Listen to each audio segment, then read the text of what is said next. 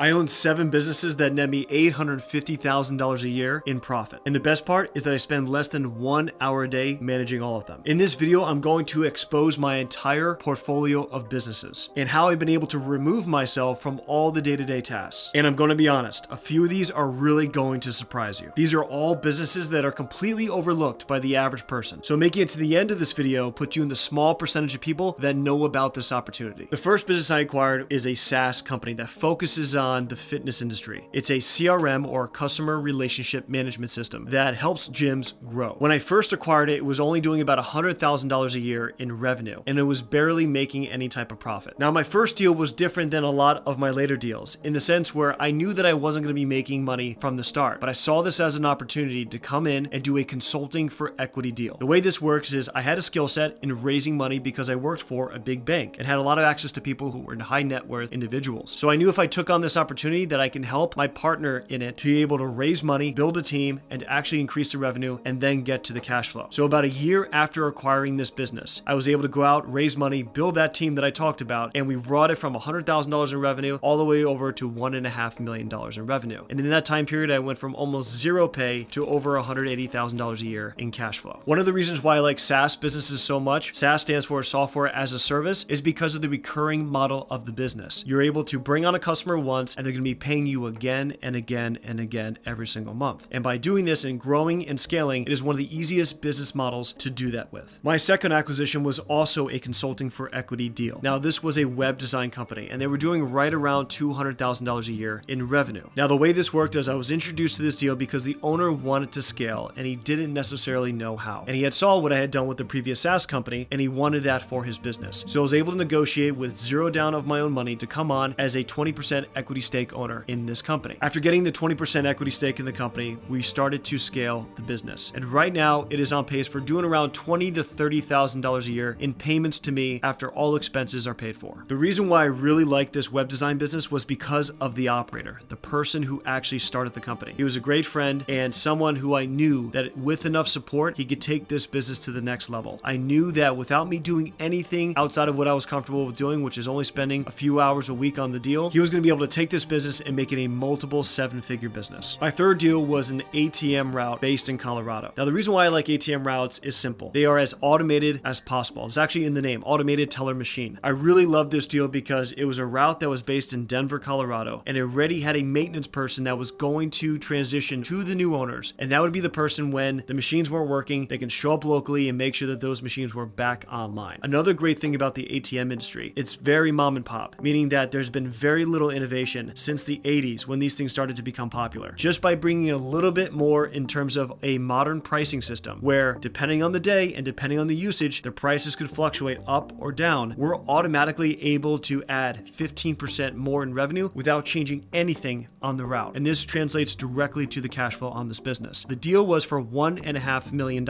and it was doing right around $1.4 million at the time that we acquired it. After all said and done, I have 2 other partners in the deal. I'm going to be walking away between $40,000 and $50,000 a year in cash flow from this ATM route. The next deal is actually one of my favorite, and this is an accounting firm. Now, you probably heard me talk about this in other videos and on my social media, how much I love the accounting industry. But for those of you who have not heard why, I'm going to tell you why right now. Accounting firms are recurring revenue, they're recession resistant, and they have a huge barrier to entry, which is it's actually a technical expertise to do. With this accounting firm, it was doing around $1.8 million in revenue. And the way accounting firms are priced is they're priced on 1x the previous year's revenue. So this accounting firm did $1.8 million the previous year, which means it was selling for $1.8 million. And so we were able to get this thing under contract and close at $1.8 million. I did this deal with 2 other partners. The way I structured this deal was making sure that I had as little to do with the daily operations as possible, because again, my overall goal is to build out a portfolio of these cash flowing businesses and focus on the acquisition, not on the operations. So I brought on an operating partner, and they were going to oversee all of the operations inside of that accounting firm. So we acquired this deal for $1.8 million, and all going well at this point. We've been about a year in, and it's cash flowing me about $50,000 a year from this deal. And I put in less than 1 hour a week in terms of running any type of operations on it. Another great thing about accounting firms is that the industry itself is going through a huge transition. As I've mentioned in previous videos about the silver tsunami and the baby boomers that are retiring, 75 million of them. Most accounting firm owners currently are baby boomers. They're all over the age of 60 and they're all retiring over the next 10 years. And so you have this this huge influx that are coming onto the market, and there's not enough people graduating with accounting degrees or CPA licenses to take on these accounting firms. And so there's a huge gap between the supply and the demand, and that is where I'm focusing on right now. One of the biggest questions I get about accounting firms is, well, I'm not an accountant, or I don't have a CPA license. I can't buy one. I don't have a CPA license. I'm not an accountant, and neither were my partners who did this deal. See, the way it works is, yes, most accounting firms, if it's a CPA firm, if you were to buy and maintain that CPA license, you would need to carry more than 51% of the ownership has to be with the CPA. But here's the key. We're able to go and buy a CPA firm. You drop the license, especially if the firm is only doing bookkeeping and taxes. If it's only doing those two things, you don't need a license to do those things. So even if it had a license, it was not needed. So we buy these firms, we drop the license, we still do bookkeeping, we still do taxes, we still do payroll, and we keep our customers and we service them just like they were before with the previous owners. This next business actually grew out of what I am doing, which is my acquisition work. So I have a financial acquisition service firm that does multiple different types of services for people that are looking to acquire businesses, finance different deals, as well as people that are looking to grow out portfolios. So this deal was something that I came and acquired in a consulting for equity deal with another partner who was already in the space. This company was doing around $2 million in revenue and was doing right around $400,000 in cash flow that will be coming to me through this partnership. Now, this next deal actually might surprise you because you probably never even heard of this type of business. Well, it's a marine upholstery business. This is the type of business that goes out there when you're on a boat or a yacht and you're sitting on those nice couches that are out in the elements all the time and they get a lot of wear and tear and they need to be fixed. Who do they bring it to fix? They bring it to a marine upholstery shop. So this is out in Florida on the East Coast, and they focus on luxury yacht owners and making sure that those couches and all their furniture that are exposed to the elements are in tip-top condition. So this deal is really awesome. So it was a mom and pop who owned it for the last 30 years, and we were able to acquire for $600,000. They were doing right around $1 million in revenue. After all expenses and sharing the profits with my partners, I'll be bringing home around $20,000 to $30,000 this year. The last deal I want to talk about is a utility drilling company. This business is as boring as it gets, but it does an essential service. So what this company does is it basically goes out and drills all of the holes and the lines necessary for utilities to be put into new developments and in old developments where they need to be repaired. And so they have government contracts with municipalities at the county level as well as the state. They have been growing year over year, and last year they did over $4 million in revenue. We were able to get this deal under contract and closed at $3.7 million.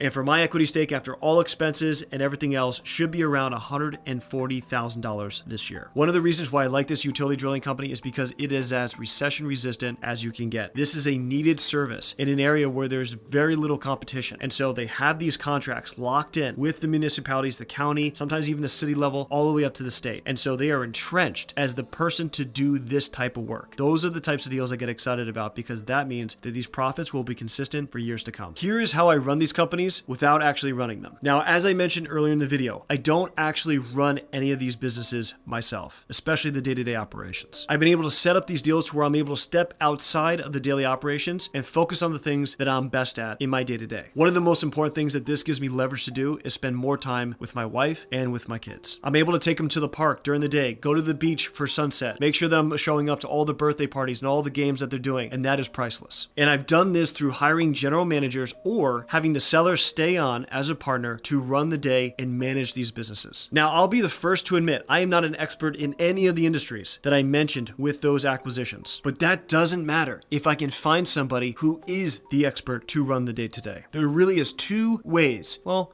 maybe three, and how I find these GMs. The first and most preferable is finding that the seller is actually fine with staying in the business for a few years and running the day-to-day after the acquisition. Typically, we're going to give them a little piece of equity in the company. They're going to stay on with a nice salary, and they're going to do exactly what they've done for the past 20 years in growing that company, but now they're doing it for me. The second is they actually already had a general manager in place. So the seller was at the top of the company. He had a general manager managing the day-to-day, and then they had all of their team below them who were actually doing the work. Buying companies that have a GM in place is going to be a higher cost company, but it's going to save you a huge amount of time on the back end where you're not the person that's running the day-to-day. The third way of doing this is, let's say the seller doesn't want to stay on after the acquisition. Let's say that there is no GM. Well, is there a manager in the business that wants to take on more responsibility, that's capable of taking on the responsibility and can be incentivized to make sure that they're going to succeed in that role so that they can make more money and they can make you more money? And if there is that person, then we're going to structure that role. We're going to give them a little something called phantom equity so that they get treated like an owner, they get part of the ownership distributions, and if we sell that company down the road, they also will get a piece of the profit. This is the cheat code for running businesses that don't run you. It's not about being knowledgeable about a bunch of random, boring businesses. It's about knowing the right people and the right systems to put in place so that you're not managing the day-to-day. And you can make money more passively from owning more businesses. The whole reason for doing this is that so we're not working our 9-to-5 jobs. So why would we buy 7 other 9-to-5 jobs? You're probably saying to yourself right now, Ben, this sounds awesome, but I don't have the money to do this. And another question would be, I don't have any experience running businesses. How can I own a business? Now, to answer the first question, you can actually get these deals done with 0 down of your own money. And to answer your second question, I'm about to drop a completely free course on this channel that's going to show you how to go and acquire these deals with little to 0 money out of your own pocket and be able to run them without managing the day-to-day. Make sure you're subscribed so you don't miss it. Thanks for watching. Talk soon.